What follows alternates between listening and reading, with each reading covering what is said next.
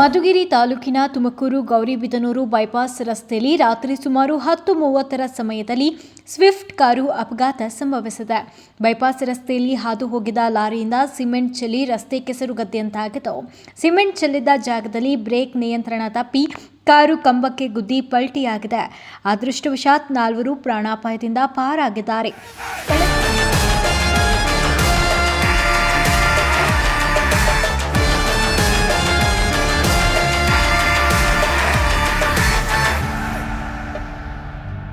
ಸ್ಥಳಕ್ಕೆ ಮಧುಗಿರಿ ಪೊಲೀಸ್ ಸಿಬ್ಬಂದಿಗಳು ಆಗಮಿಸಿ ಜೆಸಿಬಿ ಕರೆಸಿ ಸಿಮೆಂಟ್ ಅನ್ನು ಹೊರಹಾಕಿಸಿದ್ದು ಮತ್ತೆ ಈ ರೀತಿ ಅವಘಡ ನಡೆಯದಂತೆ ಮುನ್ನೆಚ್ಚರಿಕೆ ವಹಿಸಿದ್ದಾರೆ.